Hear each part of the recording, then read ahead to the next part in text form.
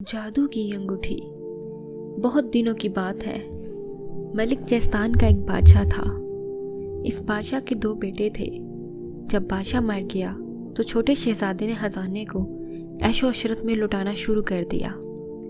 بڑے شہزادے نے یہ دیکھا تو اسے اس کا حصہ دے کر علیحدہ کر دیا اور اسے کہا، اب تمہاری مرضی، اسے جیسے چاہو خرچ کرو۔ جب وہ فضول خرچ شہزادہ اپنے حصے کا سارا مال خرچ کر چکا اور اس کے پاس پھوٹی کوڑی بھی نہ رہی تو اس نے اپنی بیوی کے زیورات بیچنا شروع کر دیے، یہاں تک کہ اس کے سارے زیور بھی ختم ہو گئے۔ ایک دن شہزادے نے اپنی بیوی سے کہا، تمہارے پاس اگر کچھ پیسے ہوں تو مجھے دے دو۔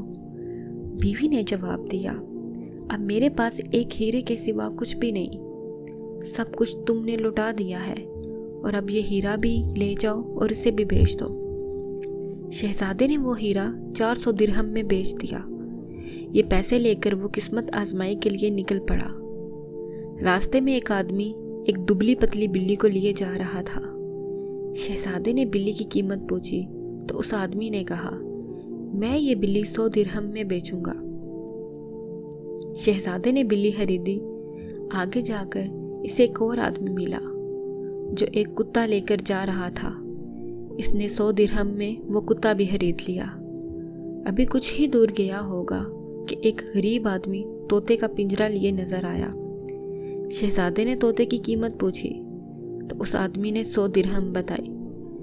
شہزادے نے وہ طوطا بھی خرید لیا۔ اب اس کے پاس صرف 100 درہم رہ گئے تھے اور وہ سوچ رہا تھا کہ ان پیسوں سے سوداگروں کا سامان خریدوں گا کہ سامنے سے ایک سپیرا گزرا۔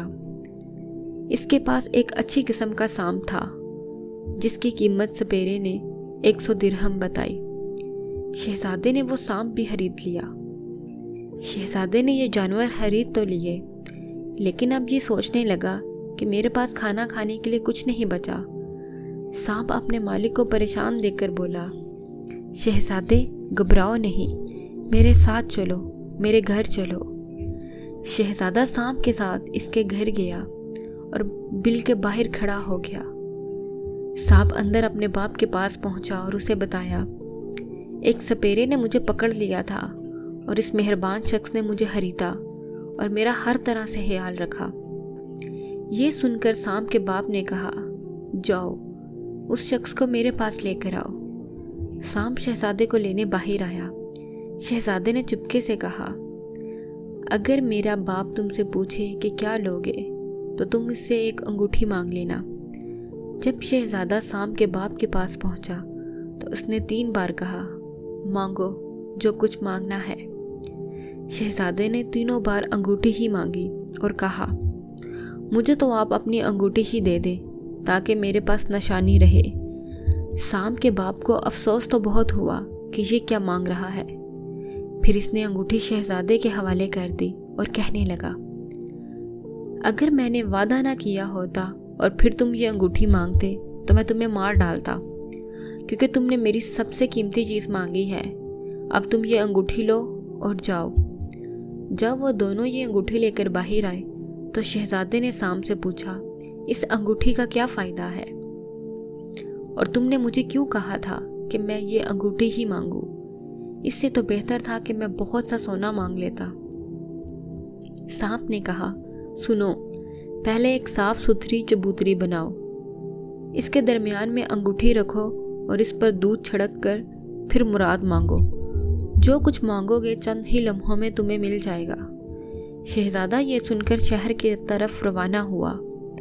ابھی شہر سے کچھ دور ہی تھا کہ اس کے دل میں خیال آیا کہ سانپ کی کہی ہوئی بات آزما کر تو دیکھوں کہ صحیح بھی ہے یا نہیں۔ اس وقت اسے بھوک ستا رہی تھی۔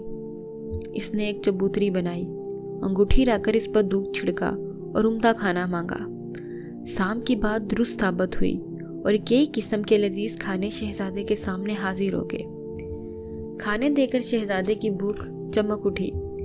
شہزادے نے کھانا کھایا اور شہر کا رخ کیا۔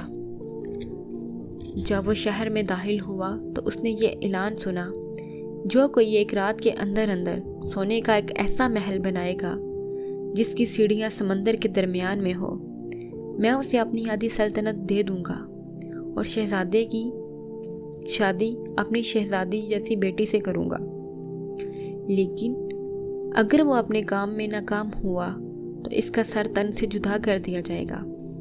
یہ اعلان سنتے ہی شہزادہ دربار میں پہنچ گیا اور بادشاہ سے کہا، میں ایسا محل تیار کر سکتا ہوں جیسا آپ چاہتے ہیں۔ اس کی ہنستا حالت دیکھ کر درباری اس کا مذاق اڑانے لگے۔ بعد درباریوں نے اسے منع بھی کیا، کیوں بلا وجہ اپنی جان کے دشمن بن رہے ہو؟ جاؤ، کام تمہارے بس کا نہیں ہے۔ بادشاہ نے اسے محل بنانے کا حکم دے دیا اور سپاہیوں کا ایک دستہ اس کی نگرانی کے لیے مقرر کر دیا کہ وہ کہیں بھاگ نہ جائے۔ جب رات ہوئی تو شہزادہ ایک جگہ پر سو گیا۔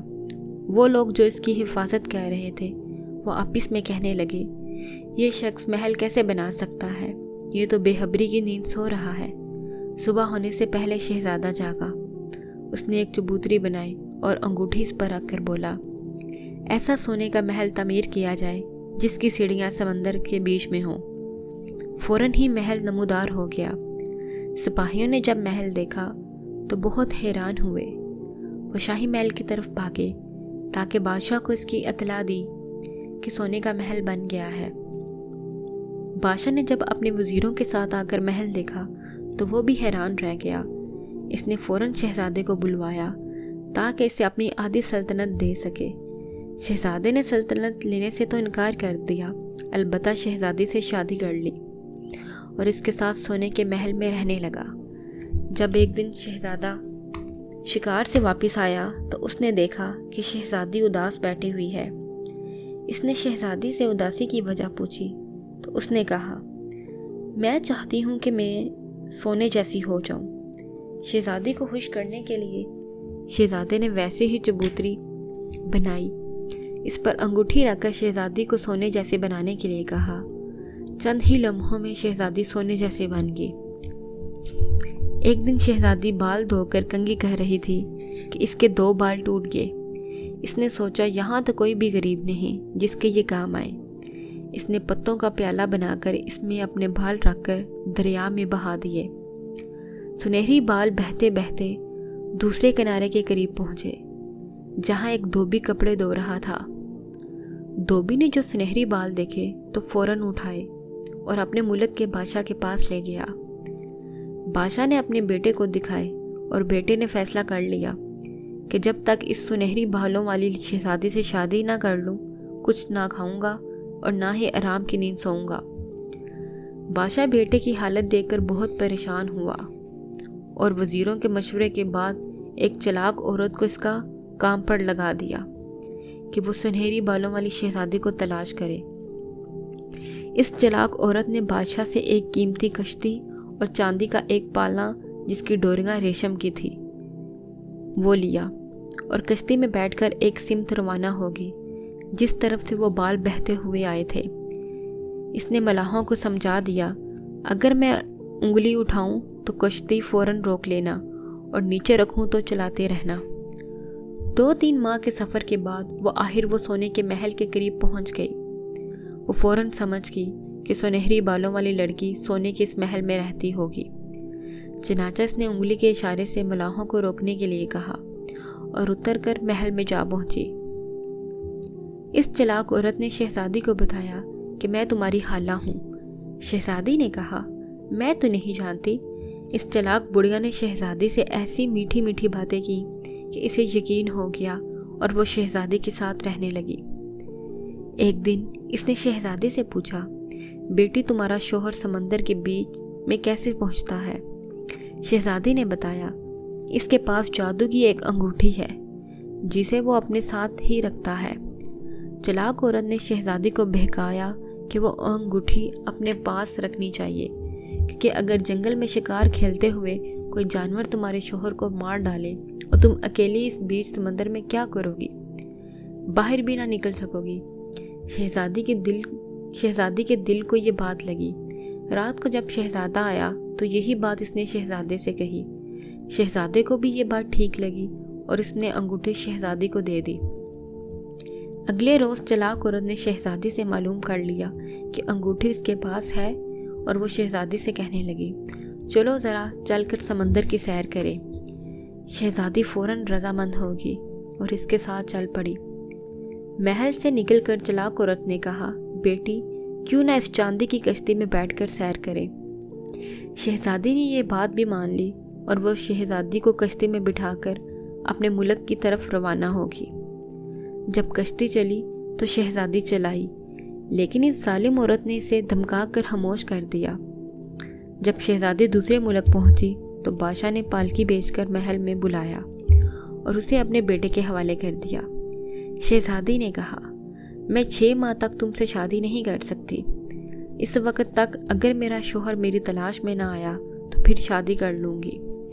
बादशाह ने यह शर्त मंजूर कर ली क्योंकि वो समझता था कि अव्वल तो कोई उसे तलाश ही नहीं कर सकता और अगर कोई यहाँ पहुँच भी गया तो वो उसे कत्ल करवा देगा। इधर जब शहजादा शिकार से वापस आया तो तोते ने उसे बताया, शहजादी को उसकी हाला बहका कर ले गई है और महल बिल्कुल खाली है। यह सुनकर शहजादे को बहुत सदमा हुआ और तोते ने कहा, घबराओ नहीं, मैं जाता हूँ और शहजादी का सुराग निकालता हूँ कि इसे कहाँ ले जाया गया है। तोता शहर दर शहर उड़ता फिरा, एक एक मकान पर बैठकर शहजादी को तलाश किया। बिलाहरी से महल में जा पहुंचा जहां शहजादी कैद थी। इसने शहजादी के करीब जाकर पूछा, वो जादू की अंगूठी कहाँ है। शहजादी ने बताया, वो उसी औरत के पास है, इसे हासिल करना बहुत मुश्किल है क्योंकि वो उसे अपने मुंह में रखती है। तोता वापस आया और उसने बिल्ली से मदद मांगी। बिल्ली फौरन रवाना हो गई और उस महल तक जा पहुंची जहां शहजादी कैद थी। इसने शहजादी से कहा, मेरे जहन में एक तरकीब आई है, इससे हम अंगूठी हासिल कर सकेंगे। तुम आज चावल पकाओ और कुछ चावल चूहे के बिल के करीब बिखेर देना। जब चूहा चावल खाने आएगा मैं इसे दुम से पकड़ लूँगी और फिर इस औरत के मुंह में पर लटकाऊंगी। वो सोते से जाग जाएगी और दहशत ज़्यादा होकर चीख मारेगी तो अंगूठी इसके मुंह से निकलकर दूर जा गिरेगी और मैं इसे उठा लूँगी। शहजादी ने ऐसा ही किया और बिल्ली के अंदाजे के मुताबिक चूहा बिल से बाहर आ गया। बिल्ली ने इसे पकड़कर चलाक औरत के मुंह पर लटकाया। वो चीख मारकर उठी तो अंगूठी इसके मुंह से निकलकर दूर जा गिरी। बिल्ली ने फौरन उठाई वो अंगूठी और भाग खड़ी हुई। शहजादा अंगूठी पाकर बहुत खुश हुआ। इसने चबूतरी बनाकर अंगूठी इस पर रखी और हुक्म दिया, फौरन शहजादी को हाजिर करो। शहजादी इसी वक्त अपने महल में आ गई और फिर वो दोनों हंसी खुशी जिंदगी बसर करने